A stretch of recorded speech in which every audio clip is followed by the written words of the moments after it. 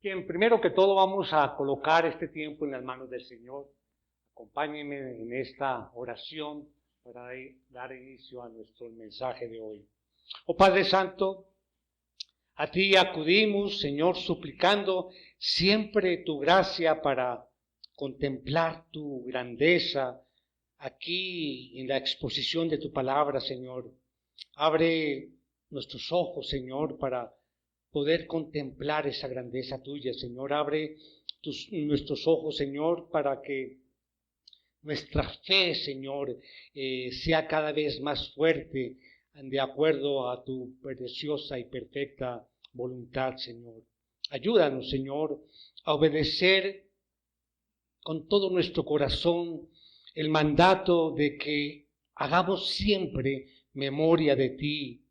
Ayúdanos, Señor, a hacerlo con tu Espíritu Santo, Señor, que nos ayude y que nos lleve, Señor, por las sendas y el camino que tú esperas de nosotros.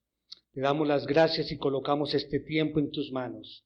En el nombre de Cristo Jesús. Amén y amén.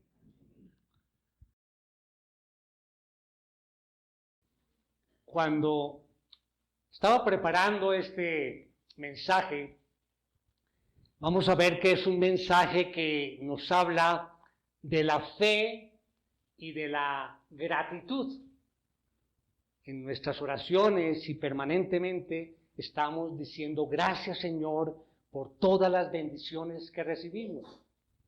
Y mirando allí en internet, en la CNN, que es el canal de noticias, segundo canal de noticias más visto en Estados Unidos, dice: beneficios de la gratitud. Me llamó la atención, dice: las investigaciones muestran que las personas agradecidas tienden a ser saludables y felices.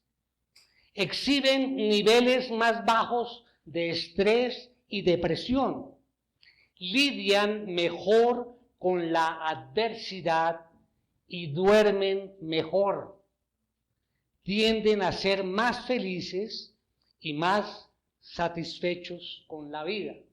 Es pues un análisis científico.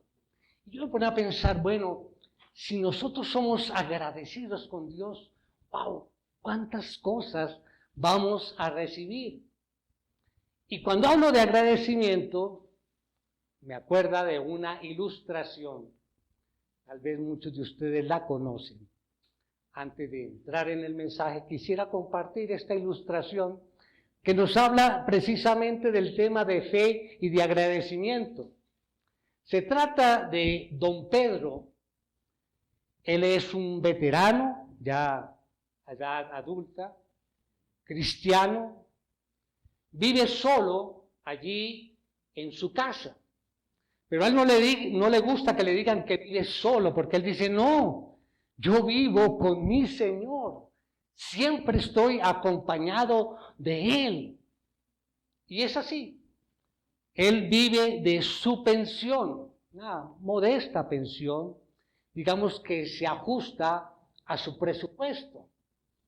En una ocasión no llegó la pensión y él se quedó allí y pues obviamente siempre estaba hablando con Dios, pues era su compañía en la casa, y le dice: Señor, tú sabes lo que está pasando, tú conoces mis necesidades, no tengo plata, no llegó la pensión, ya se me acabó todo lo que tenía allí de alimentos, pero bueno, Señor, en tus manos estoy. Y se acercaba la hora del almuerzo. Entonces don Pedro llegó a la hora del almuerzo, arregló su mesa rústica, se sentó y comenzó a orar por los alimentos. No había terminado de orar cuando golpearon y era Juan, el vecino, y venía con una bandeja con un pescado cocido y le dijo: don Pedro, no sé, es que mire, yo ayer estuve de pesca, me fue muy bien y traje todo ese pescado a la casa, mi señora le dio por preparar todo, ¿sí? y nosotros estamos los dos solos y pues obviamente hay mucho pescado, queríamos compartir este pescado con usted. Don Pedro toma la bandeja y dice, gracias, Señor. Don Luis se fue pensando y dice, oye, qué extraño, hoy está muy atento don Pedro. Por lo general me llama por mi nombre, don Luis, y hoy me dice, hoy me llamó Señor. Bueno, esta ilustración nos lleva a pensar, es la introducción al mensaje de hoy.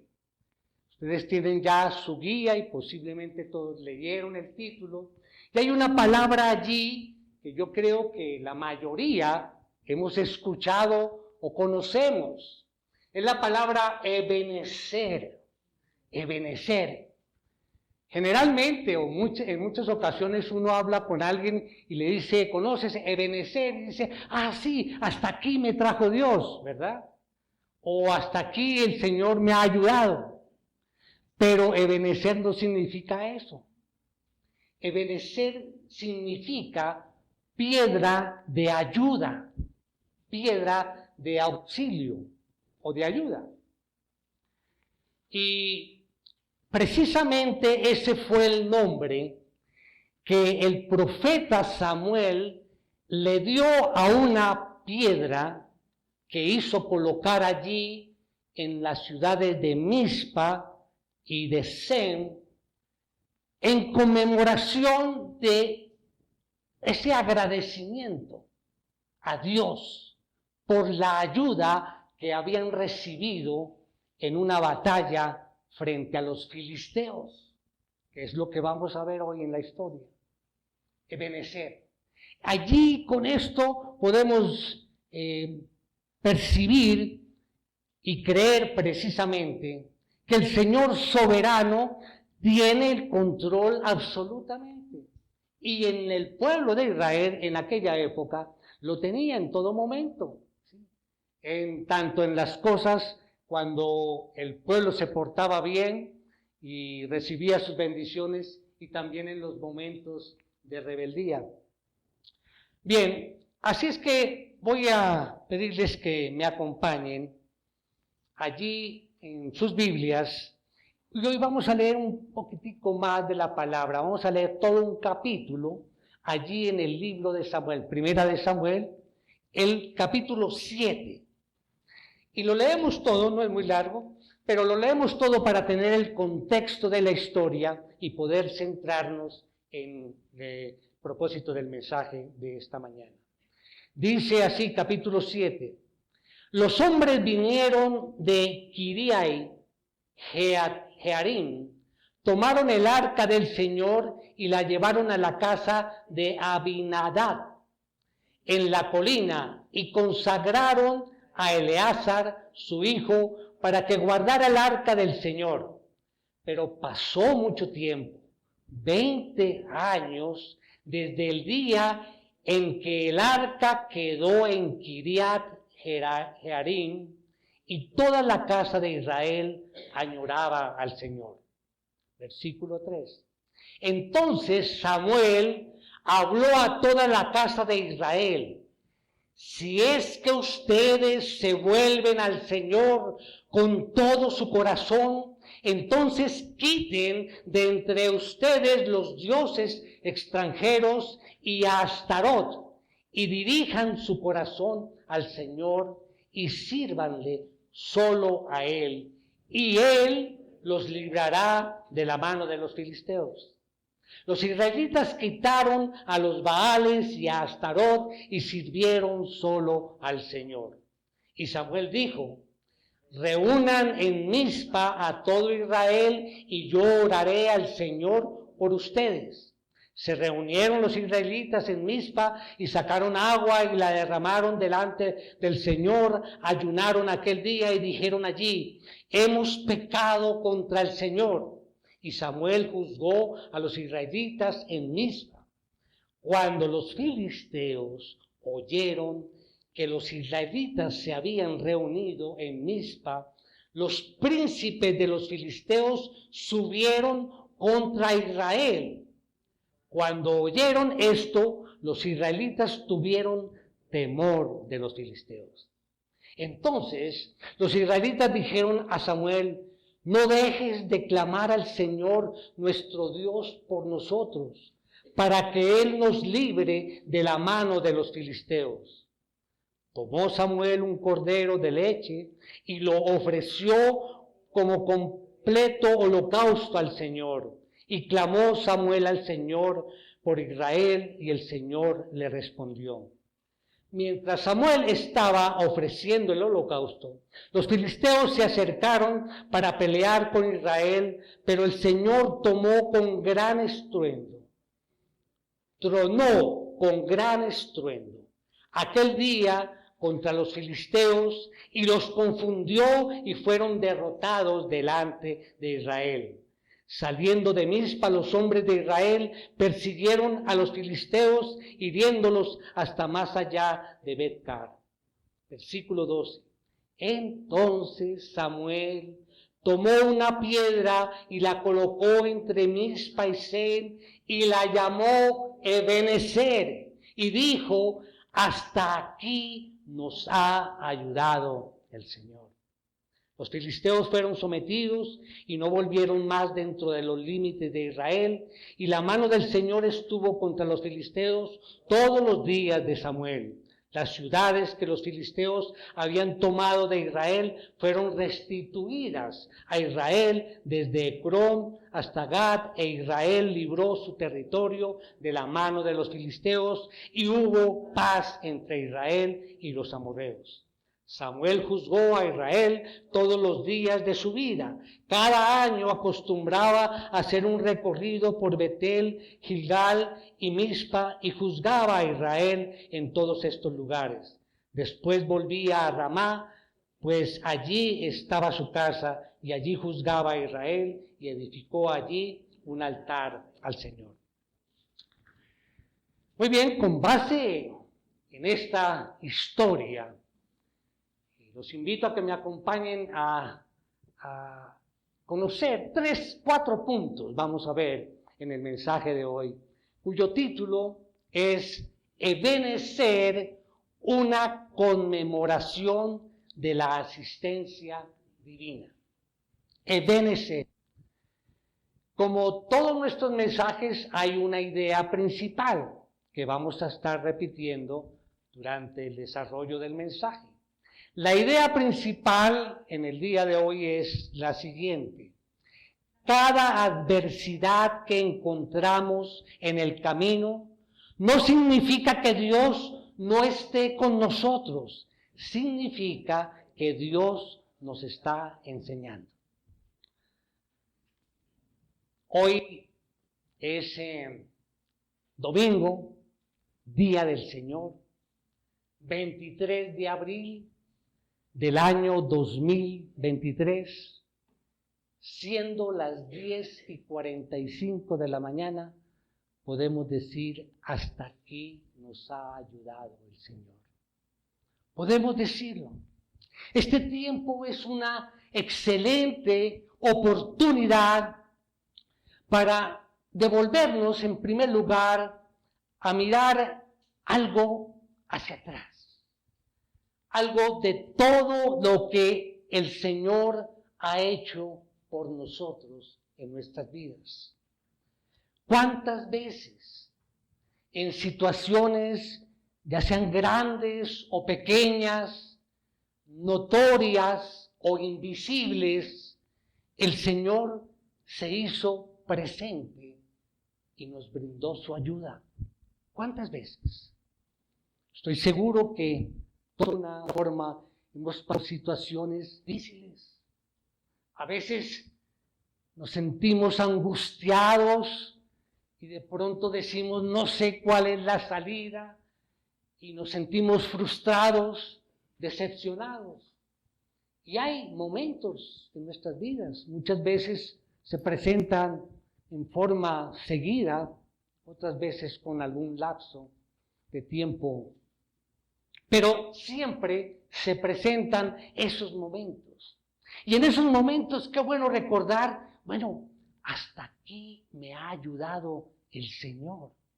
Y no hay razón para dudar de que lo seguirá haciendo, ¿no? No es que hasta aquí, sino a medida que el tiempo avanza, también avanza la ayuda del Señor. Siempre vamos a decir, hasta aquí nos ha ayudado el Señor. Mirando el texto que acabamos de leer, nos sorprende algo del profeta Samuel, cuando se ocupa de levantar este monumento. Este gran predicador, este gran consejero, profeta, está viviendo uno de los momentos más felices de su vida. Hacía 20 años y 7 meses que sufría el pueblo de Israel de una insoportable opresión por parte de los filisteos. 20 años y 7 meses. Su pueblo, en ese momento de gozo, estaba disfrutando la victoria que habían recibido en esa batalla con ese temible ejército de los filisteos. Y era la respuesta al clamor del profeta. Dios había extendido su diestra y había salvado a una nación que gemía allí impotente bajo el látigo de los filisteos. Y podemos decir nosotros que en todo lugar o en todo rincón de la tierra, los pueblos levantan monumentos, ¿sí? Ya sean de piedra, de mármol, de bronce, de hierro, de oro, levantan monumentos. Pero ¿lo hacen con qué finalidad? Pues para perpetuar y tener allí en el recuerdo un hecho histórico o la vida de algún personaje que por lo general su vida se dedicó a ayudar a los demás. En fin. Obviamente, no todos los monumentos evocan recuerdos felices o personas que hayan hecho el bien, ¿no?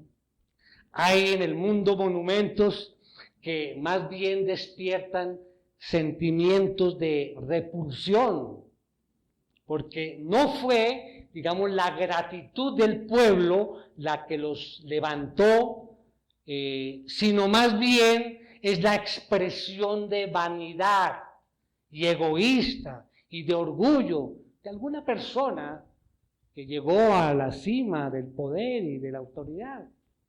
Conocemos historias y sabemos que en muchos países algunos presidentes mandan colocar estatuas, monumentos en honor a ellos, pero no es precisamente lo que el pueblo piensa de ellos. Pero el monumento que Samuel levanta no va a proclamar las glorias de ningún estratega. La piedra ante el cual se detendrán las generaciones y de las que hablamos hoy nosotros, solo tiene una palabra hebrea: Ebenezer. Ebenezer, piedra de ayuda, de auxilio. Y es curioso, mis hermanos, que Samuel le haya puesto ese nombre a la piedra. ¿Por qué? Porque resulta que Ebenezer también era el nombre de una ciudad más al norte, que era de los filisteos, allí en el valle de Arón, y esa tierra se llamaba Ebenezer, y allí fue precisamente donde 20 años atrás fue donde sucumbieron y fueron derrotados por el pueblo filisteo. Entonces, qué extraño por qué le colocó ese nombre. Entonces, para nuestra historia vamos a tener un Ebenezer del norte, que es la ciudad de los filisteos, y tenemos el Ebenezer del sur, que es el monumento que Samuel levanta para darle gracias a Dios.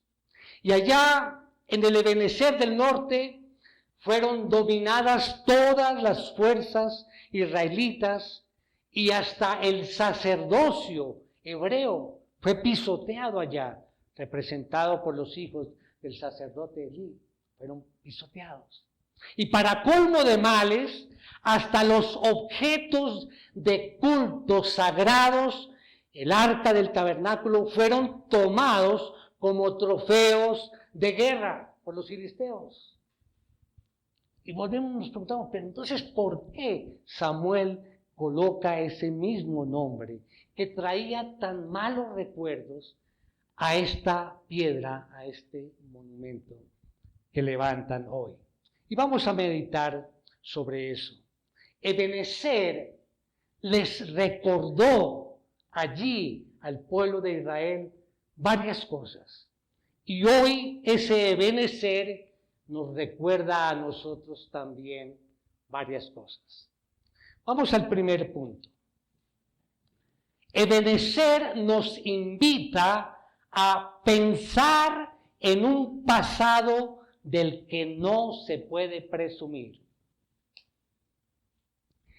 Ese magnífico presente de gloria que el Ebenezer del sur celebran allí Samuel y su pueblo, digamos que no podía disipar del todo el triste recuerdo de la derrota en el Ebenezer del norte, en la tierra filistea.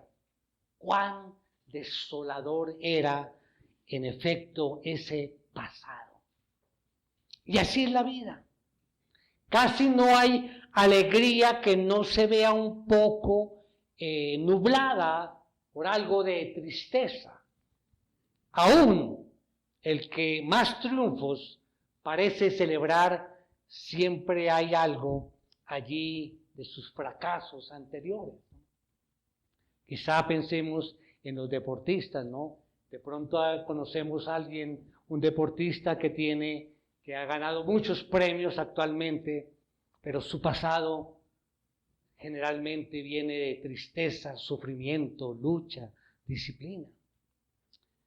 Cuando Pablo escribió la carta a los Efesios, él aludió intencionalmente el pasado de los efesios, antes de que ellos fueran evangelizados, para recordarles cómo era su pasado. A veces dicen, bueno, pero tal vez en alguna oportunidad yo les he hablado, bueno, pasemos la página, vivamos el presente y miremos al futuro. Pero hoy estoy diciendo con base en esto, que recordar el pasado nos da más fortaleza y más reconocimiento para estar más agradecidos con el Señor al ver de dónde nos sacó, cómo éramos antes y cómo estamos hoy.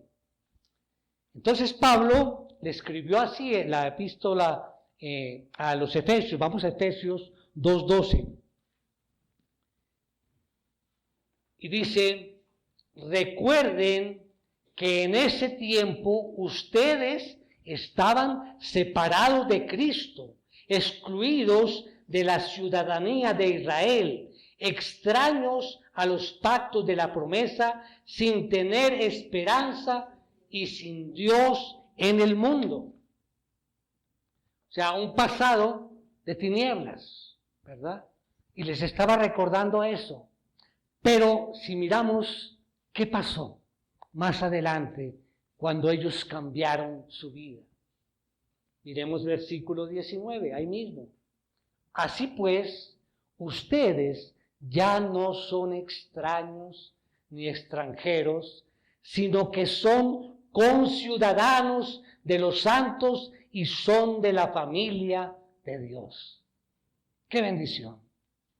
Los que en otro tiempo fueron extraños, por la obra de la gracia de Dios, habían llegado a ser conciudadanos de los santos y miembros de la familia de Dios.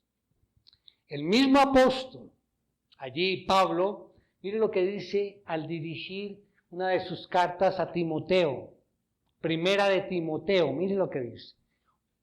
Capítulo 1, versículos 12 y 13. Lo que está diciendo Pablo: doy gracias a Cristo Jesús, nuestro Señor, que me ha fortalecido, porque me tuvo por fiel, poniéndome en el ministerio, aún habiendo sido yo antes blasfemo, perseguidor y agresor. Sin embargo, se me mostró misericordia, porque lo hice por ignorancia en mi incredulidad. ¡Qué reconocimiento! O sea, el pasado aún le recordaba a Pablo cómo era su vida antes y cómo el Señor lo había rescatado. Samuel y su pueblo, al celebrar su victoria sobre el pueblo filisteo, al colocar ese monumento que llamaron Ebenezer, ellos no podían olvidar su pasado. Había sido triste y no podían presumir de él. Pero Dios había transformado la tristeza en una desbordante alegría. Aquí termina nuestro primer punto: pensar en un pasado del que no se puede presumir. Vamos al segundo punto. Ebenezer nos invita a recordar lo que Dios demanda de nosotros. Lo que Dios demanda de nosotros. Volvamos a repetir nuestra idea principal. Cada adversidad que encontramos en el camino no significa que Dios no esté con nosotros, significa que Dios nos está enseñando. ¿Qué nos demanda? Bien, Dios demanda que nuestro corazón se rinda completamente a Él. Punto A. Dios nos demanda un corazón rendido a su voluntad. Cuando Moisés transmitió a su pueblo la orden de Dios de conquistar toda la tierra prometida, encargó rigurosamente que la conquista fuese completa, total. Pero, ¿qué pasó? El pueblo se limitó a someter algunos puntos que, según su opinión, eran estratégicos, y hicieron una conquista parcial. Y eso les costó muy caro. Su desobediencia les costó muy caro. ¿Por qué? Porque precisamente aquellos pueblos que ellos no conquistaron y que Dios les había dicho que tenían que hacerlo, esos pueblos fueron los que después los atacaron y los llevaron siempre en la guerra a tenerlos doblegados, y obviamente eso fue muy duro para el pueblo, esta permanente guerra, y obviamente los empobreció también. Y esto ilustra, mis hermanos, la verdad de lo arriesgado, escuchen mis hermanos, lo arriesgado que es una vida parcialmente entregada a la voluntad de Dios. Parcialmente. Es muy arriesgado. El Señor nos está hablando todo. Y cuando hacemos las cosas y obviamente nuestra actitud es mediocre y no es completa, tendremos las consecuencias. Una voluntad no enteramente rendida a Dios será siempre campo de conflictos y va a ser un semillero de frustraciones. Miremos el versículo 3 de nuestro texto de estudio. Dice: entonces Samuel habló a toda la casa de Israel: si es que ustedes se vuelven al Señor con todo su corazón, ahí, mis hermanos, Esa es la primera demanda del Señor. Ese es nuestro punto A, un corazón rendido a su voluntad. Dice, si es que ustedes se vuelven al Señor con todo su corazón. Hago la pregunta, mis hermanos, ¿hemos aprendido a entregar a Dios todo cuanto se nos demanda?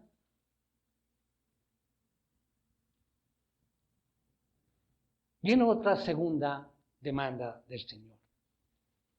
Y nos dice, ve un corazón limpio. A un corazón rendido a su voluntad, ve un corazón limpio. Y volvamos allí nuevamente al versículo 3, vuelvo y lo leo. Entonces Samuel habló a toda la casa de Israel.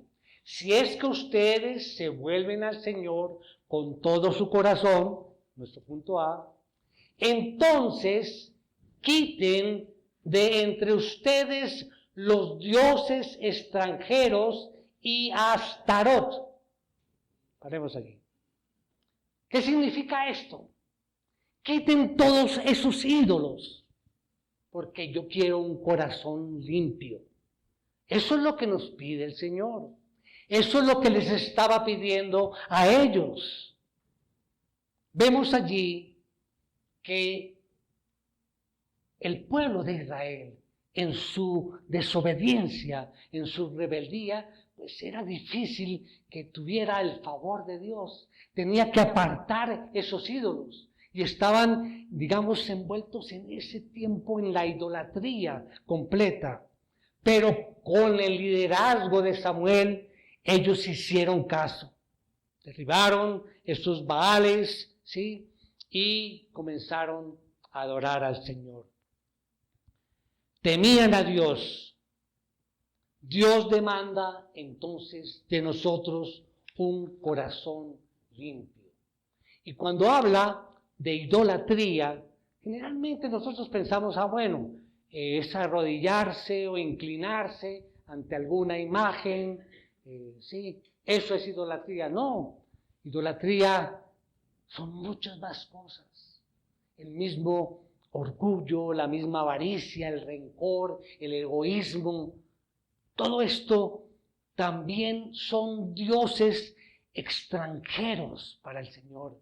Y esto es lo que tenemos que apartar, porque el Señor nos está demandando un corazón limpio. Y en tercer lugar, ¿qué demanda el Señor? Que Él sea el único Señor de nuestra vida. Volvemos nuevamente al versículo, vuelvo y lo leo. Entonces Samuel habló a toda la casa de Israel. Si es que ustedes se vuelven al Señor con todo su corazón, ese es un corazón rendido a su voluntad, entonces quiten de entre ustedes los dioses extranjeros y a Astarot, es decir, un corazón limpio, y ahí viene, y dirijan su corazón al Señor y sírvanle solo a Él. Es decir, que Él sea el único Señor de nuestra vida. El profeta Samuel fue muy claro. Dios no puede compartir su señorío. No podemos servir a dos señores. Es imposible ser fieles y desleales a la vez. No podemos andar en dos caminos al mismo tiempo. O nuestros pasos van por la senda de la obediencia a Dios o van por caminos totalmente desviados. Recordar entonces lo que Dios demanda de nosotros era nuestro segundo punto. Tercer punto, Ebenezer nos invita a reflexionar en una providencial intervención de Dios. Reflexionar en una providencial intervención de Dios. Nuestra idea principal, cada adversidad que encontramos en el camino no significa que Dios no esté con nosotros. Significa que Dios nos está enseñando. Acompáñenme en versículo 7 de nuestro texto de estudio. Dice: cuando los filisteos oyeron que los israelitas se habían reunido en Mizpa, los príncipes de los filisteos subieron contra Israel. Cuando oyeron esto, los israelitas tuvieron temor de los filisteos. El pueblo filisteo, como hemos visto, era el enemigo de lo más terrible. Era, si lo traemos a términos actuales, eran terroristas, ¿sí? Porque dice que en Palestina sus ejércitos, los de los filisteos, sembraban la desolación y la muerte, y los pueblos más fuertes pagaban tributo. La vacuna, desde esa época, tenían que pagar vacuna. Los filisteos, por supuesto, no eran amigos de negociaciones de paz. Para ellos no había más ley que la de su espada. Y obviamente en Israel nadie tenía esperanzas de volver a reconquistar sus tierras. Estaban decepcionados, decían, no tenemos cómo hacerlo. Lo único que podían hacer era lamentarse. Y vemos que allí, lo que nos menciona la palabra, es una escena dramática, triste. Como dice allí en el versículo 7 que leímos, dice: cuando los filisteos oyeron que los israelitas se habían reunido en Mizpa, aquí, los príncipes de los filisteos subieron contra Israel. O sea, toda la fuerza, digamos que el secretariado principal de los filisteos se subió también a acabar. O sea, el objetivo era acabar con los israelitas. Todos se fueron allí a la guerra. La situación, por supuesto, no podía ser más agónica y desesperada. Pero el pueblo de Israel recordó que Dios en situaciones similares había cambiado totalmente ese escenario de temor, de miedo, de angustia por victoria y por gozo. Recordaron, bueno, ¿no fue allí frente al Mar Rojo? Cuando el pueblo estaba allí frente al mar y venía detrás todo el ejército de Faraón, y el Señor abrió el mar para salvar al pueblo de Israel. O recordaron tal vez el momento cuando Gedeón, con un poco de hombres, venció a un gran ejército. De hecho, Israel no está pidiendo al Señor que haga algo espectacular, pues ellos ni siquiera saben cómo va a reaccionar el Señor ante el clamor del pueblo y de Samuel. Israel solamente, ¿qué hace? Se limita a esperar. Y esto es importante, mis hermanos, porque muchas veces como que nosotros pedimos y clamamos al Señor algún cambio que necesitamos y como que direccionamos a que Él lo haga de esta manera, ¿no? Señor, es que la salida es por este lado, ¿sí? No, la enseñanza es que debemos esperar. Dios es soberano, Él conoce todo y Él sabe qué es lo mejor para su pueblo. Esperaron con paciencia la respuesta a esa intercesión de Samuel. Y Dios hizo el milagro. Miremos el versículo 10. Mientras Samuel estaba ofreciendo el holocausto, los filisteos se acercaron para pelear con Israel, pero el Señor que tronó con gran estruendo aquel día contra los filisteos y los confundió y fueron derrotados delante de Israel. Aquí Dios le dio la victoria a Israel y esa fue la primera victoria que habían ganado durante mucho tiempo. Además, esa victoria es de gran importancia. Y eso también les recuerda al pueblo de Israel. Fue porque ellos recordaron que antes de esa batalla, ellos habían caído en la idolatría y en la amarga rebelión. Es cuando empezaron a cambiar, cuando empezaron a volverse a Dios, Samuel les exigió una confesión de sus pecados y una promesa de que se tenían que volver a Dios.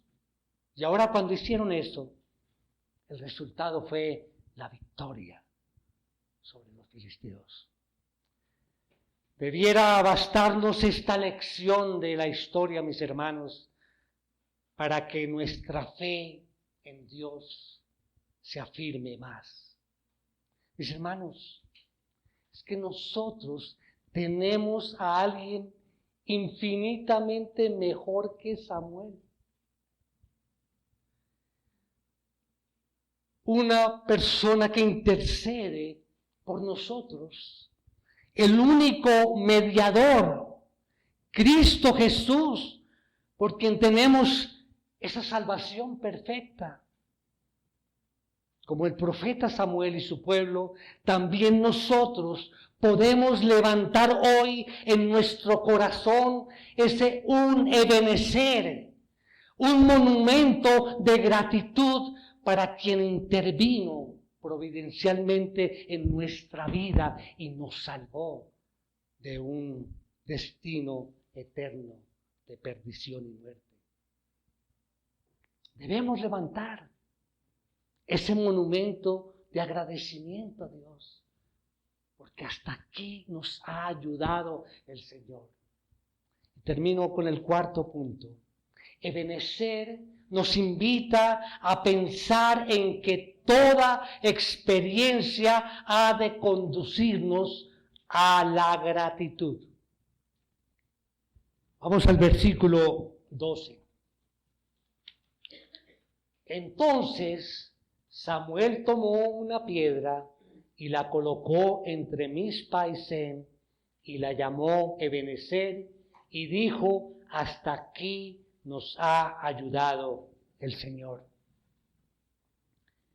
Esa declaración de Samuel, hasta aquí nos ha ayudado el Señor, nos lleva a pensar que ese monumento se convertiría en una piedra de recuerdos que miraba hacia el pasado, de reconocimiento que mira al presente y de revelación que mira al futuro.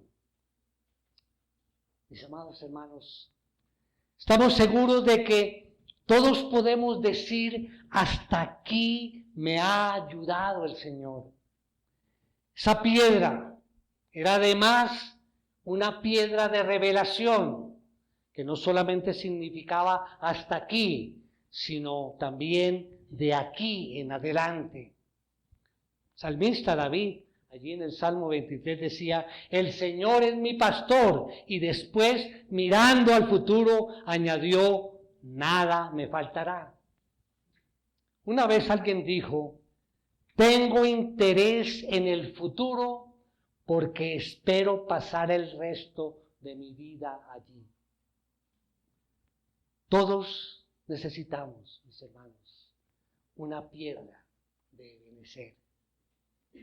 Toda experiencia en la que la mano de Dios deje huella de bendición debe inducirnos a la gratitud y a dar testimonio ante los demás de la obra del Señor. ¿Hay algún Ebenezer, algún monumento de gratitud en tu corazón, hermano, mi hermana? ¿O nos limitamos a atribuir a la buena suerte lo que solo la mano de Dios ha podido ser posible? Toda experiencia de bendición debe llevarnos a la alabanza, al testimonio, a la acción de gracias permanente. Y esto debe reflejarse en nuestra vida, con gozo, porque hemos obtenido la victoria. ¿De dónde nos sacó el Señor? ¿Y dónde estamos ahora?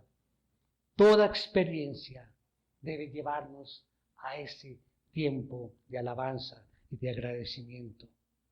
El que te ama y te ayudó hasta aquí, te ayudará hasta siempre, jamás. Mis hermanos, termino citando a Filipenses 1:6. Estoy convencido, lo que dice Pablo, estoy convencido precisamente de esto, que el que comenzó en ustedes la buena obra, la perfeccionará hasta el día de Cristo Jesús. Amén. Les invito a que inclinen sus rostros. Vamos a orar. Padre maravilloso, te damos las gracias, Señor, por las bendiciones que nos has impartido a través del mensaje de hoy. Gracias, Señor, porque este tiempo ha sido una excelente oportunidad para ver todo lo que has hecho por nosotros hasta el día de hoy. Gracias, Señor. Gracias por recordarnos lo que tú demandas de nosotros. Que tengamos un corazón rendido por completo a ti, Señor. Que tengamos un corazón limpio. Y, Señor, y que tú seas por siempre el único Señor de nuestras vidas. Ayúdanos, Señor. Ayúdanos a levantar hoy un Ebenecer en nuestro corazón, un monumento de gratitud por toda la ayuda que hemos recibido hasta el día de hoy. Pedimos tu gracia en el nombre de Cristo Jesús. Amén. Amén.